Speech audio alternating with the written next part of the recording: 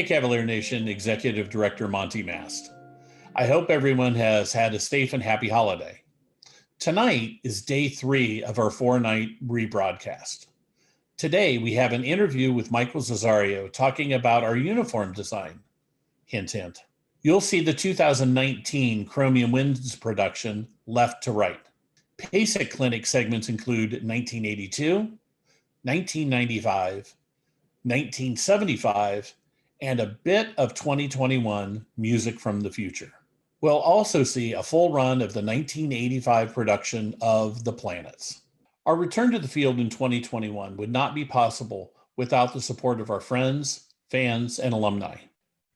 I want to thank each and every one of you who donated to the Back on Track campaign at the beginning of the month.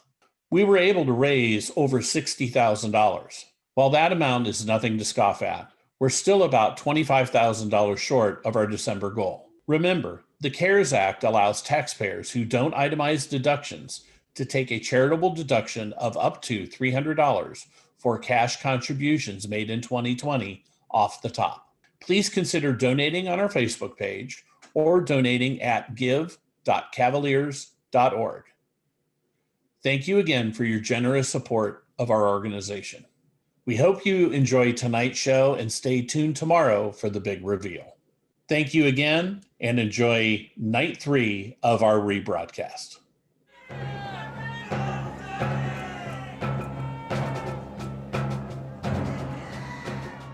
In just a moment, drum corps legend Michael Cesario is going to talk us through the evolution of the Cavaliers uniform/costume. We'll do that with Michael Cesario in just a moment. But first, back to the PASIC presentation that the Cavaliers drumline put together. And this time it's a look back at 1982.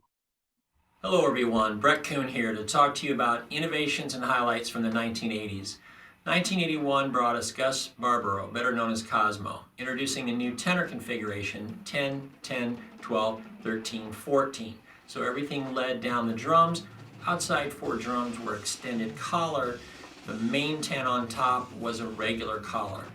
In 1982, Dan Spalding was back, introducing 2 sets of timpani up front, as well as a high quad and a low trio tenor section in the field battery.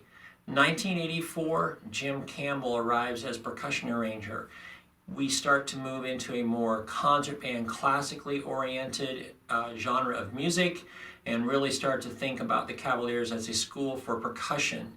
In 86, we add Kevin Lepper to the mix with the front ensemble, and then really see a nice growth in terms of colors that are added, the rack mount systems that we see today where multiple instruments are on the keyboards, as well as concert bass, gong, concert toms. We're starting to really expand that front ensemble as we know it today. 86, 7, 8 brought us Brad Halls and Leif Marweed, 2 great outside influences that really helped us redefine some of our technical aspects, as well as in 88, the introduction of the flam head. With that introduction came kind of a reinvention of tuning scheme for the Cavaliers and approach. The amount of rebound and shock that you were getting off of a flam head was just so different than the Mylar. It was definitely a learning curve throughout the activity, but especially in terms of the flow and the way we would approach the instrument. That last 6 years, from 84 to 89, 90, the edge there, really was a very successful run of growth, producing a fuller and more complete percussion sections, and really helped propel us into the 1990s. The 1982 solo was fashioned in somewhat the same manner, but I had 7 timpani on the sideline to set up the ostinato, and that was inspired by SPYRO, GYRA, a rock group from the time. The solo in 1974 was completely original. But in 82, I kind of took a theme from SPYRO, GYRA, and it's the same kind of thing. Set up the ostinato, have a melody, fairly simple, go through some good rudimental passages, and have a climax. So I hope you enjoy it. I really appreciate the opportunity to be here at PASIC this year. Performing Spyro Gyro by Dan Spalding from 1982, please welcome the Cavaliers.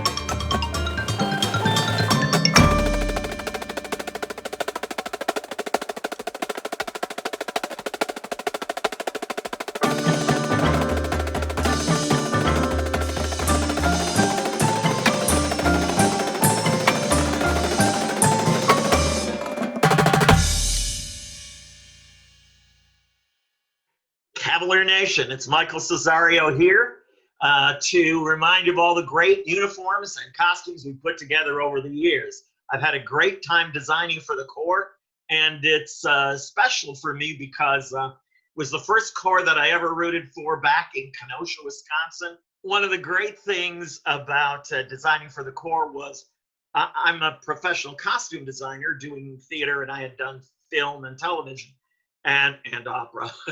And Brubaker came to me and said, we need a refresh. We need a new look that says Cavaliers, but is absolutely, positively going to capture the brand. And at the time, they were wearing these Naga hide vests. And I want to tell you, a lot of Nagas gave up their lives for those vests.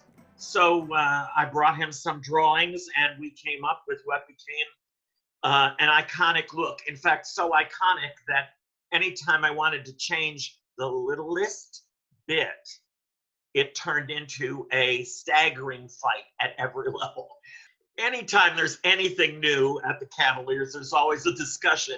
And we really had to do a lot of work to convince Don Lauren that this new suit was the thing. And just because the genius of Brubaker wanted it, didn't mean it was going to happen. And we had Adolph and myself and Brubaker go to Don's house. We had Rick Slapinski and John Van Dorp, and one wore the existing suit and one wore the new suit. And Don said, well, yes, the new suit looks a lot taller, but that's just because you put the taller kid in it. And then we had them switch and come back out, and he realized that, in fact, the suit made the kid look taller.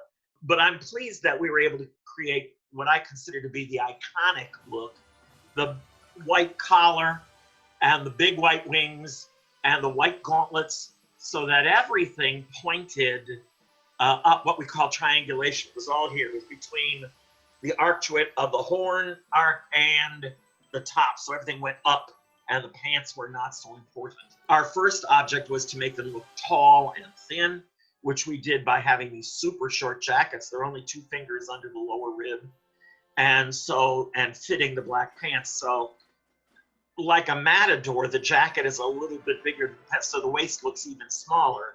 And the longer the leg looks, the taller the guy looks. So we really tried to sell that. We had fabulous seamstresses. Dorothy was in charge of the whole shebang, and she made sure that they were impeccably turned out. And the big collar and the big wings, which we eventually shrunk down, but really made a huge statement.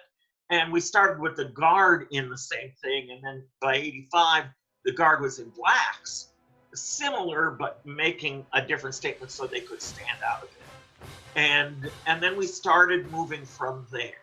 And several people were involved in changing the color guard look over the years. Eventually, I came back and started doing the guard again myself. but the core I've done always since 1984. So over time, we cheated the shape of the jacket and did all kinds of things to it. And then the guard started looking completely different.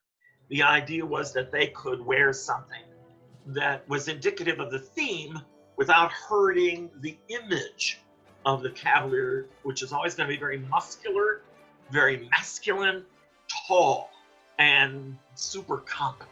You know, that was the idea. They had to come out in something that was equally strong, but could reflect the theme a little bit. We did have, here's one you'll remember. I don't know if you can see that.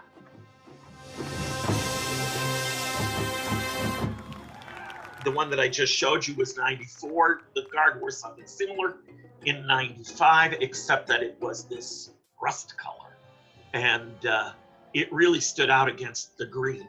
That green, by the way, is a special green. If you go to the mill in South Carolina, it is called, absolutely called, if you go there, it's labeled Cavalier green. And the only other special dye lot like that is Blue Devil Blue.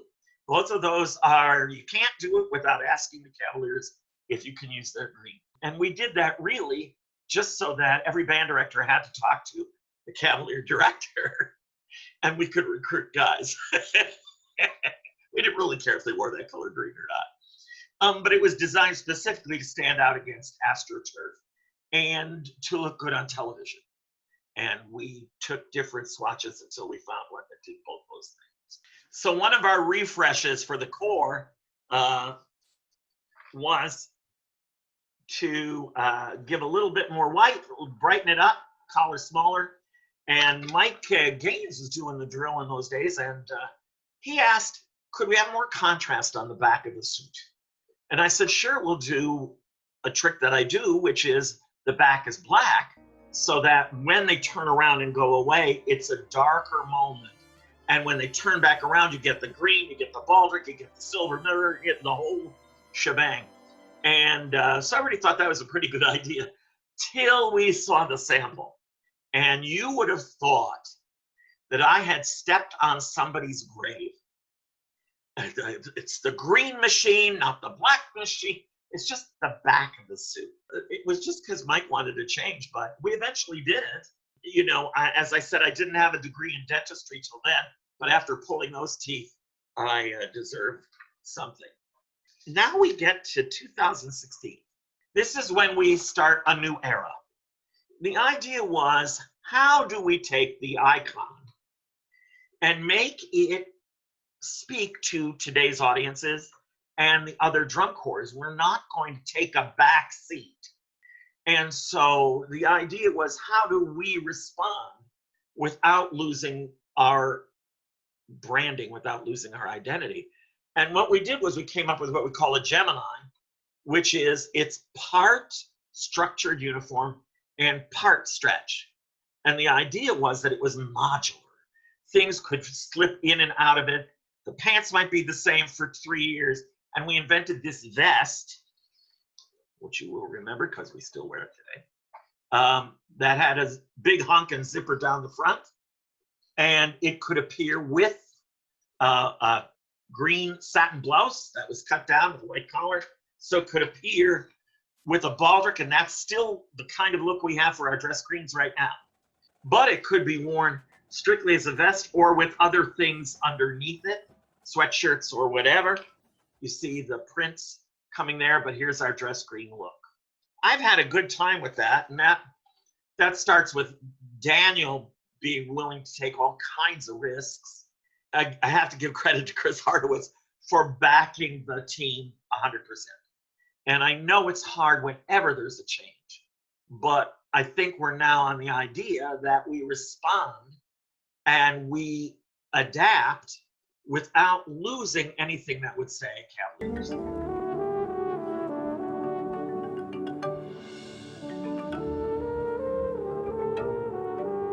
Now we're full in. There's green in the outfit, and the trick was to be able to say, I have to design a suit where when they're at the gate and you look at them, you have to know exactly who it is. you also have to create a suit that nobody else could wear. Nobody in DCI could wear it. Only the Cavaliers could wear it. So what I did was I adapted the shape of the Cavalier suit, that long waist and the short jacket. So the silhouette is exactly the same. Small prints, you notice the stripes, all the vertical stripes on the pants, and the super high waist where you see the whole buckle and the belt. So it's very masculine look, but it is of the time. They should never look uncomfortable. They should never look like there's anything but they're the total masters. And that was the whole thing about the Cavaliers. When they come out on the field, it's got to be sit back, relax, we're in charge. and I keep trying to give us something that speaks of our time, but also has all those elements that are the Cavaliers. I got my checkbook out, and I hope you do too. This is one unprecedented, crazy year. But we got to keep the core going. As an honorary Cavalier, which, believe me, I treasure, it's time we make sure that young men from across the United States can take part in one of the greatest corps, the greatest corps to ever hit the field. To do that, we need you to donate. And I'm gonna, and I hope you will too. We're closing in on our goal. So dial us up. It's give.cavaliers.org. That's give.cavaliers.org. Cavaliers is spelled C-A-V-A-L-I-E-R-S. That's give.cavaliers.org. See how generous you can be. It's tight all the way around, I know. But whatever you can do to keep this experience safe for the young man. Thanks. こんにちは。今回キャバリアーズのジークから動画を撮ってくれと言われて、ひとまず動画を撮ることになりました。ケントです。お願いします。ジークからの質問で、なぜ私がキャバリアーズを選んだかというふうに聞かれたんですけれども、私がキャバリアーズ行きたいと思ったのは2012年でしたね。2012年に2010年のマッドワールドの動画を見て、その時初めて見た DCI の動画がそれだったんですよね。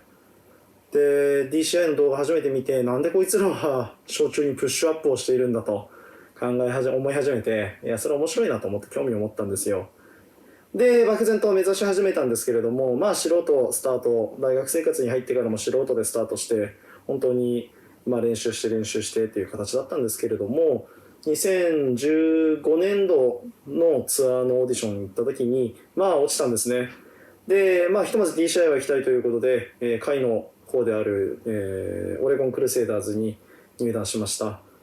その結果、ファイナル生で見ることができたんですけれども、ファイナルを生で見て、やはりキャバリアーズ素晴らしい校だなと思いまして、ぜひ行ってみたいなと思って、私はそのままキャバリアーズを希望したまま2016年のオーディションに受けて無事合格いただきました。キャバリアーズにいて衝撃的だったこと、もちろん合格した時とか、毎回ショーをやってその度にオーディエンスが感動してくれるっていうのはすごい衝撃的だったんだけれども、何より今もうキャバリアーズ辞めてから6年経ってるけれども、いまだに衝撃的なのはファイナルの瞬間ですよね。最後ファイナルプッシュをしている時に、曲が終わる前からお客さんがどんどんスタンディングオベーションしていって、何万人って人の歓声を受けながらショーを終えた時の衝撃っていうのは一生忘れない成功体験だったと思います。じゃあキャバリアーズが私にとって何かっていう質問だったんですけども、その成功体験ですよね。4年間ないし3年間努力したことっていうのは必ず報われるっていうのは社会に出てからも未だに役に立っていて、大学生の頃は感覚的には分かっていたことなんだけれども、自分の人格形成に特に大きく影響したと思ってますし、何よりその成功体験があるっていうだけで、自分に自信が持てるっていうのは一番あると思います。なので、今仕事をやっていても絶対に努力は無駄にならないなって、絶対何かしら形となって帰ってくるなっていう自信にもなってるんですよね。だから私にとってのキャバリアーズっていうのは人生の成功体験の一つでもあり、夢を叶えた一つの場所なんですよね。だからこそ私の人生も本当にキャバリアーズなくには語れないし、よく聞かれるんですよね。DCI に行って、約2年間大学卒業を遅れさせて後悔しなかったのかって言われたんだけれども、一度も後悔なかったですね。後悔がよぎったこともなかったかな。言われて初めて、後悔してないな。2年間人より遅れて、履歴書的にも新卒の枠から少し外れたりもするので、いろいろ不利にはなるんですけれども、それ以上に得られるものがあったと思ったので、私はこの体験素晴らしいものだと思ってます。簡単なんですけれども以上になります。ありがとうございました。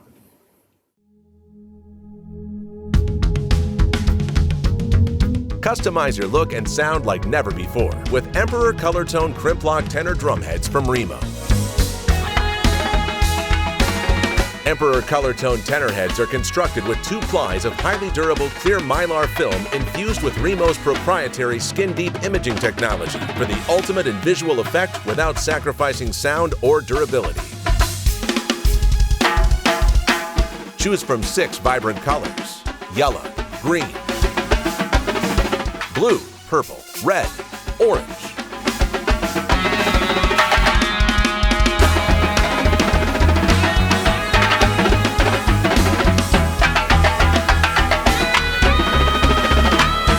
Up your game with Color Tone tenor heads.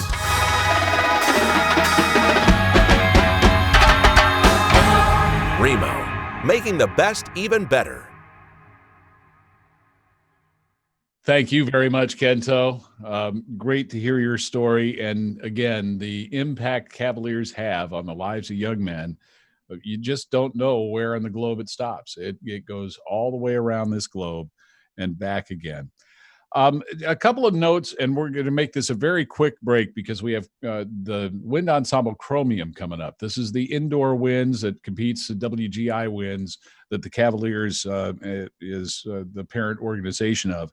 And we have their 2019 performance coming up in just a moment and meet their director and one of their members as well. Let's find out all about Chromium. Among the many offerings of the Cavaliers Arts, Performance, and Education Organization is the WGI indoor group Chromium Winds.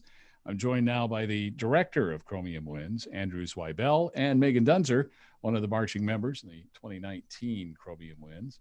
Hello to both of you. Andrew, tell us just very quickly the history of Chromium Winds, when it started, and what role it plays in the Cavaliers organization.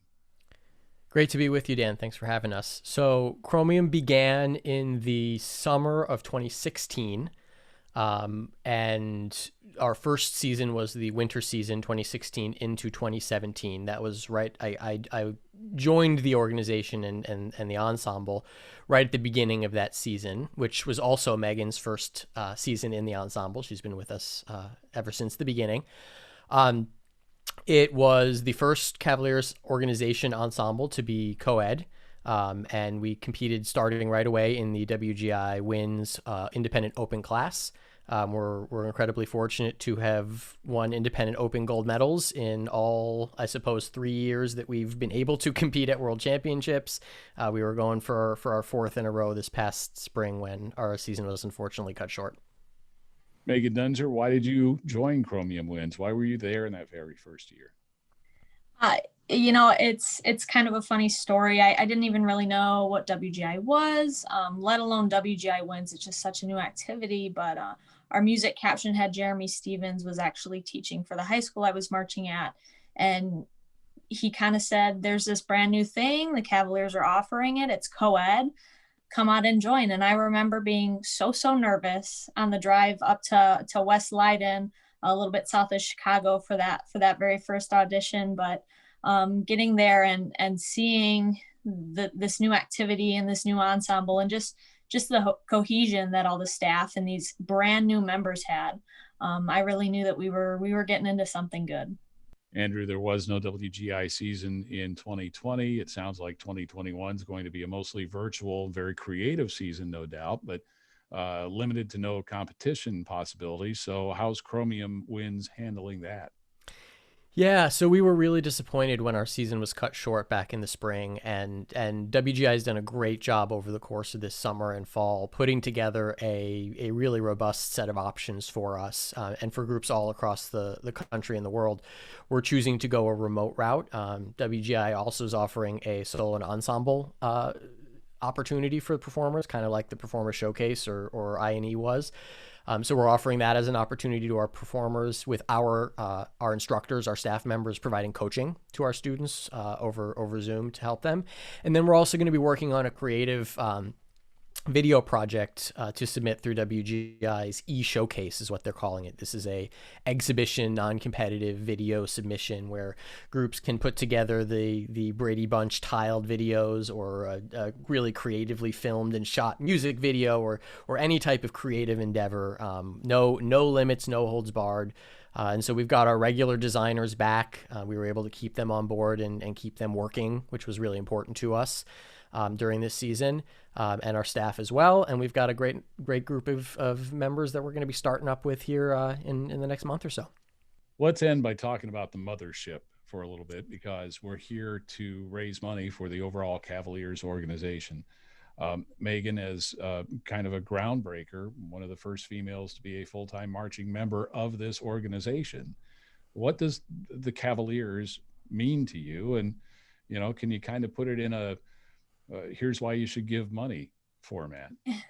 Sure. Yeah. I mean, from the first season I marched with Chromium Winds, I was able to see sort of firsthand the very rich culture and rich history that is behind the Cavaliers organization. I mean, the alumni, the fan base, the community, the Chicagoland community, Rosemont, just so many people that are willing to come out and come support everyone. It's really like an organization I've never, been involved in before.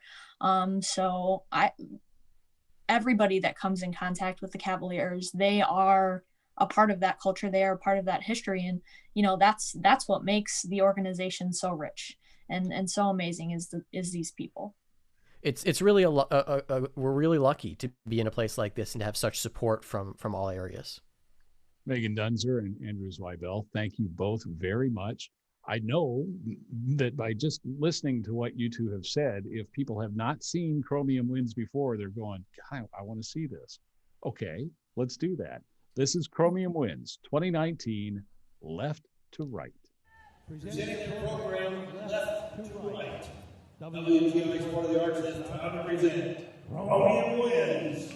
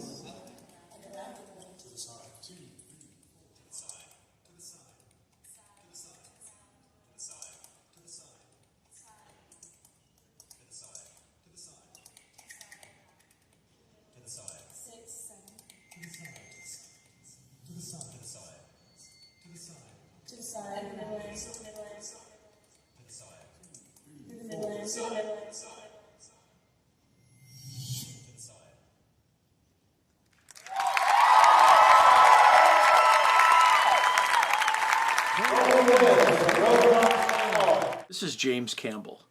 Currently, I am Professor of Music and Director of Percussion Studies at the University of Kentucky in Lexington.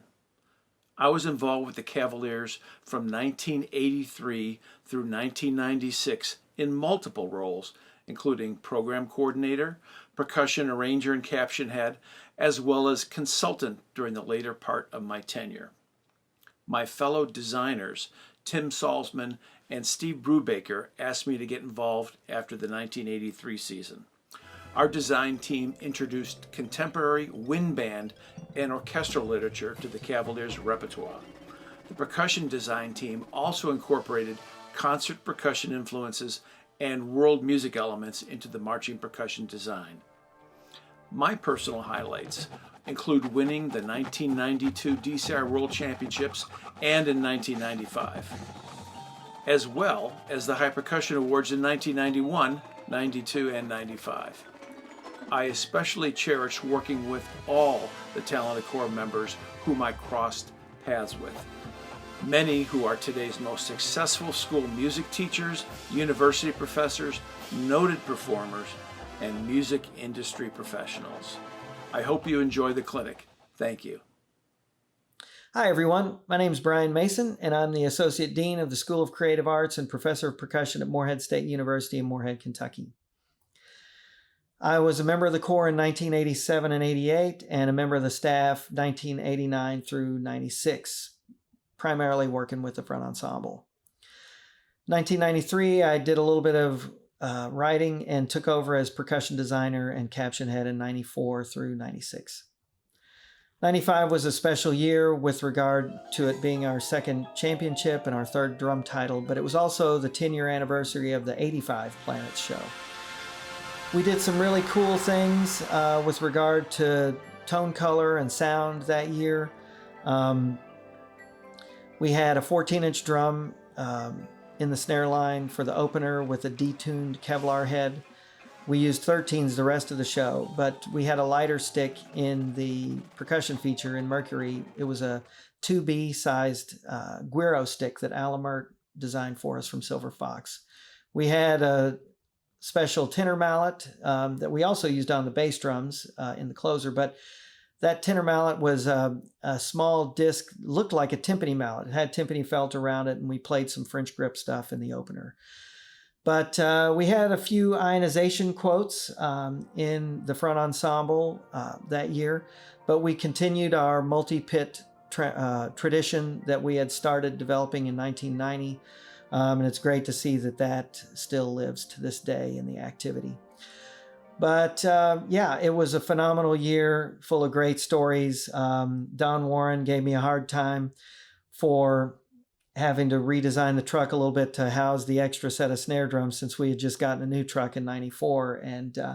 But there were lots of great stories from that year. And I'm honored to have been a part of the legacy and the tradition of the incredible organization of the Cavaliers.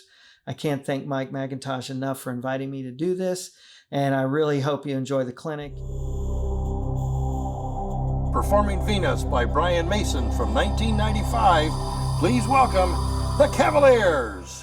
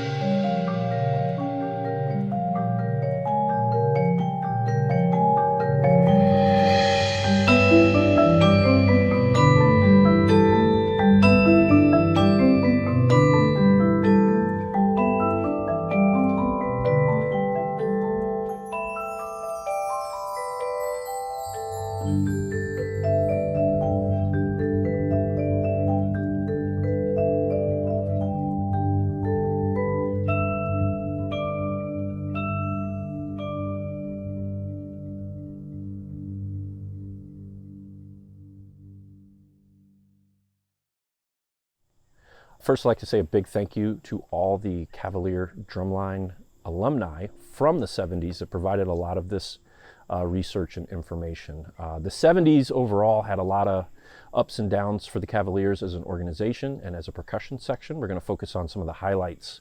1970 specifically, Larry McCormick led the charge with innovation in the arranging and the instrumentation, which was the largest percussion section the Cavaliers had put on the field to date. The season started with as many as 8 snares and also included for the first time timpani, 4 different individuals fielding timpani. 1972 was the birth of DCI. That was an 8-man snare line. And then through the 70s, the 74 to 76, under the direction of Dan Spalding, we saw the explosion of colors and textures with mallet percussion being allowed, chimes, world percussion, bongos, maracas, you name it. If it could be leveraged, the Cavaliers did so in the arrangements. 1978, for a very brief 1-year season, the snare line went matched grip. And then in 1979, the Cavaliers fielded 10 snares and adopted a lower, more precise height system with the approach to the drums and the drumming, which was rewarded, and also experienced the first major influx of out-of-state talent, not from the Chicago area, that we still enjoy to this day. Hello, everyone.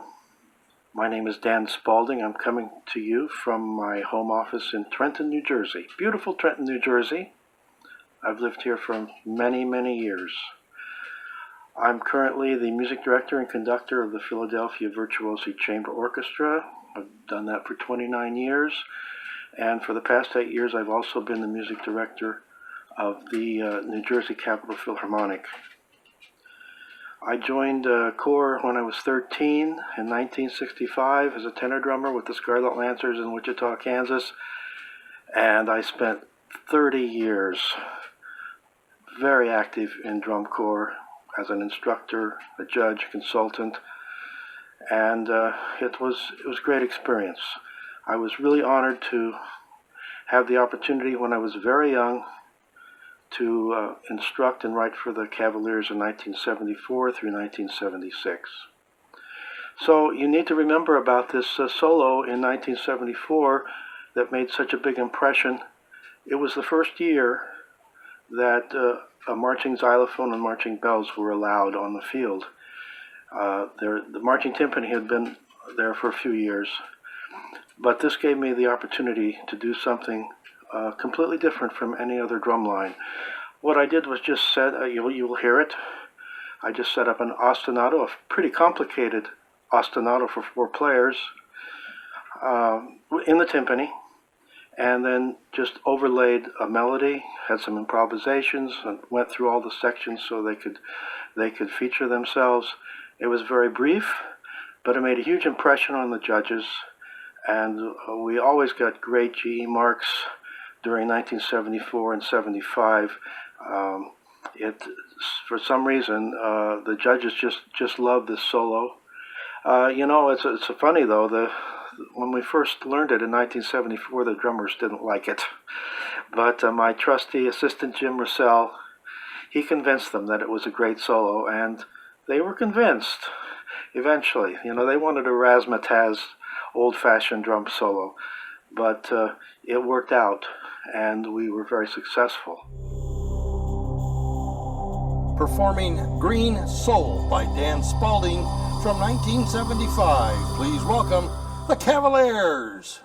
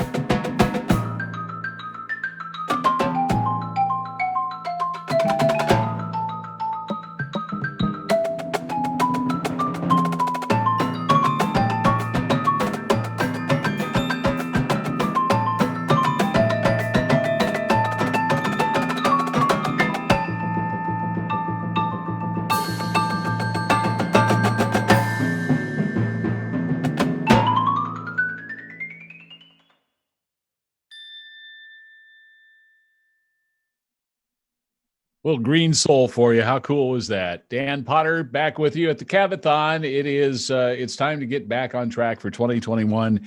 We're taking your donations for the Cavaliers right now. We still have that. Introducing the D'Addario modular snake system. Whether on stage or in the studio, miking a band means running a lot of cable. The Mod Snake system cleans up your cable configuration so you can focus on getting the perfect live or recorded sound. With multiple core cable length options and breakout types, you can swap out system components for an easily modifiable cable configuration. It can even connect an entire drum kit in one simple step. The system includes several core cable lengths and breakout styles, including TRS, male, female, and AES/EBU varieties, and even connector-free for those who want to make their own connections. A rugged stage box with 4 female XLR inputs and 4 XLR/quarter-inch combo inputs is also available as part of the system.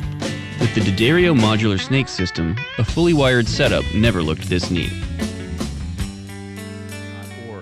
We're going to get an update on the Cavaliers color guard from Travis Spiess in just a moment. We have more from PASIC coming up and the entire 1985 Cavaliers show coming up as well. But right now, you need to donate at give.cavaliers.org.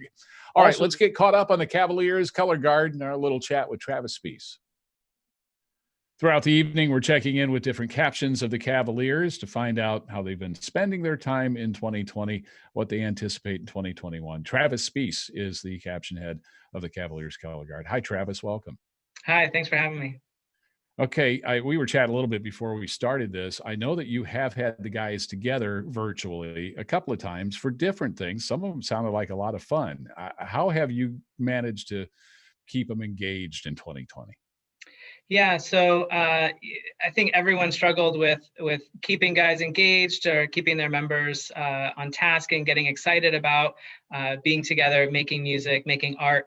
And so with the 2020 cast, we scheduled some time to be together virtually. We had some dance classes, just kind of get our bodies moving in whatever space we found. We would play some Zoom games and things like that to just get to know one another, because the reality was, I mean, after we had our auditions last year, we just didn't have the opportunity to meet again. You know, we didn't really have those camp times to spend with one another. So trying to bridge the gaps between some of our new cast members and our veteran members was really what it was all about. What about retention? Are most of the guys going to be sticking around in 2021? Do you know that yet? Yeah, you know, I think there's definitely a strong will to be back on the field. And so I think, you know, everyone's excited to be back on the field. They want to be here. And we're all just kind of still navigating. What is that going to look like? You know, what other curveballs has life thrown at us, and how do we tackle some of those? But I think a lot of our vets are really excited to get back. You know, they're even eager to do some of the conditioning and the technique blocks that they used to dread. They are just like itching to get back in a block and, you know, throw some cold sixes with us or something. Yeah, I imagine. Talk to Mike McIntosh, and he's saying, you know, just missing 8 on a hand. It's just that sound of drum corps warming up in the parking lot. Miss it so much. You came to the Cavaliers after having marched Patriots and Boston Crusaders. What do you think of the Cavaliers family? You know, I never marched the Cavaliers, but Cavaliers has been my home now since 2010. So I've been around this organization for a long time, and I've been part of something that's grown to mean a great deal to me. The bonds that I've had with other staff members, seeing students that I have taught, you know, become my colleagues on my staff now.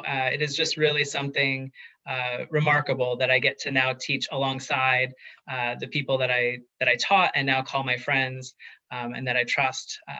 It has been remarkable to kind of see different areas, you know, as I've helped out. You know, I was hired as a saber tech on the color guard staff. And now I've been the caption lead. I did a fair bit of staff coordinating the last couple of summers, working with the administration, working with Monty on some other initiatives and things. So it's been great for me, even as a staff member, being able to give back to the organization in lots of different ways too. Will you help me get some green for the green machine?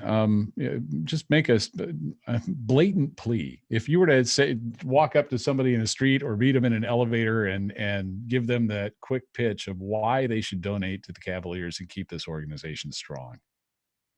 Yeah, the Cavaliers has had such a strong legacy of making really fantastic art. And if nothing else, Cavaliers is always exciting, you know, and I think if you love art and you love music and you love drum corps, then you should find ways to support that core, and your monetary donations would be excellent. And I think, you know, the education that we provide our members is really just outstanding. They come out with so much at the end of a season, and they take that with them for the rest of their lives. I think it's really, really phenomenal to be part of that team that gets to do that. Travis Spees, you just threw an 8 and nailed it, caught it. Awesome. Thank you, sir. It was good to catch up with you. Thanks, Dan. Travis Spees, color guard caption lead for the Cavaliers. As we arrive in 2010, we see the integration of another new percussive voice, electronics. Beginning with the Cavaliers program Mad World, the front ensemble adds a synth performer, and electronics begin to provide both amplification and also a new musical layer, allowing Mike McIntosh and team to compose with an infinite color palette. That electronic integration, combined with a unique and cohesive percussion package, allowed the ensemble to bring home the Corps' 6th High Percussion Award in 2011. In 2012, the Corps pushed further, integrating composed electronic music with multiple full ensemble moments driven almost entirely by electronics.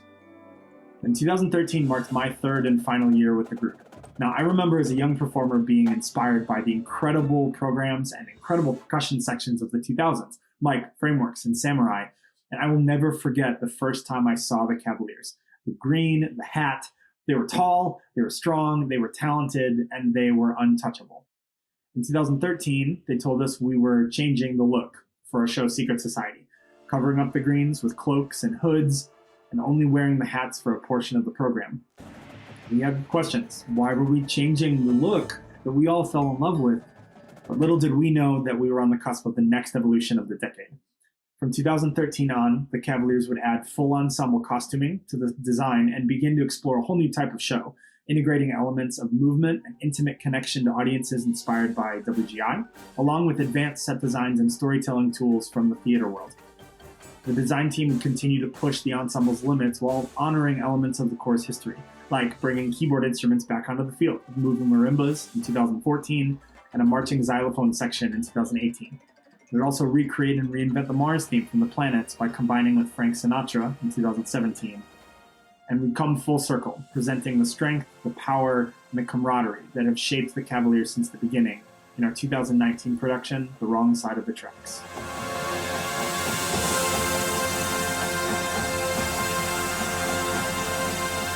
Composing for pageantry, for me, is always still music forward. The construct of form, melody, rhythmic counterpoint, groove, expression, ostinato, idiomatic interpretation, virtuosity, all being watermarks on the percussion contribution. The concept of inherent demand does come into play as well, which makes the process obviously a ton of fun. You've got 8 months to distill the product, and you're dealing with mostly college-age talent, which is empowering. Finding that balance as we share the stage with the brass and color guard is part of each year's puzzle. Within that mindfulness, though, we are still trying to push boundaries and create that wow factor. This mindset, as you've heard today, has been a part of the Cavaliers' percussion for much, much longer than I've been a part of it. The music from the future you are about to hear was written with all of this in mind. Collaborating with Mike McIntosh and the design team at the Cavaliers is truly inspiring, exciting, honestly surreal. It's such a blast. Mike pushes me musically, as does the incredible membership that we enjoy at the Cavaliers. Coupled with the insane level of education shared by our teaching staff, I truly get to enjoy and utilize all the crayons in the box with no limits. The musicality, the creativity, the physical power that our members bring to the production, and then just the collaboration with Mike is just, it's a blast. It's a lot of fun.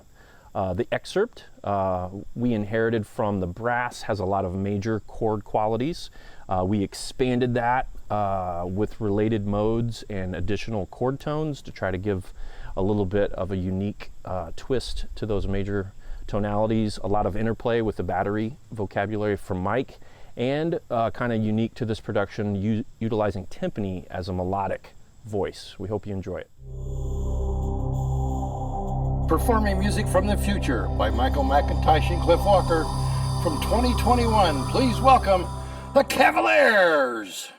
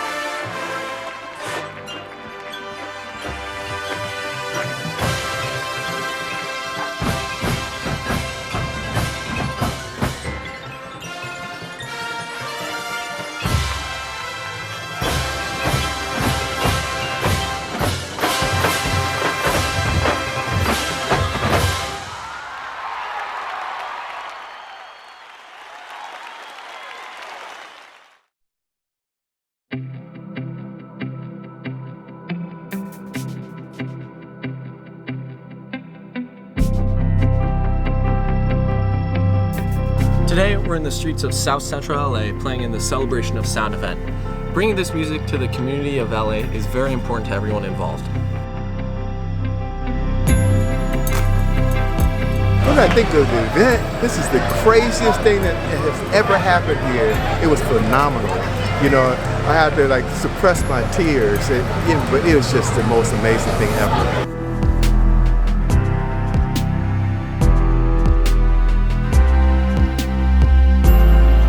What we do, see, well, my students, we give them free classes, and then I make them play at convalescence homes, and then we feed the homeless once a month also.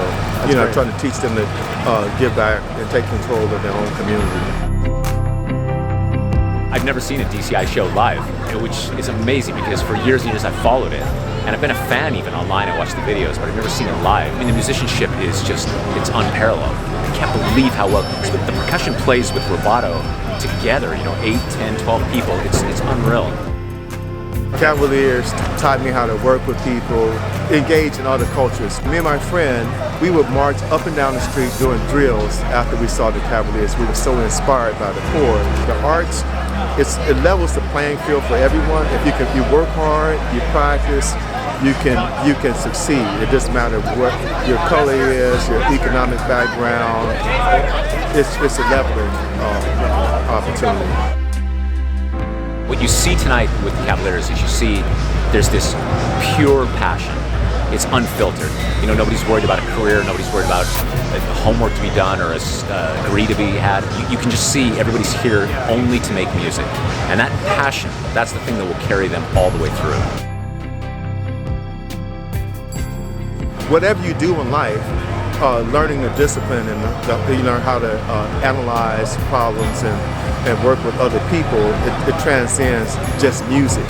You know, you can do anything with the skills that you learned before.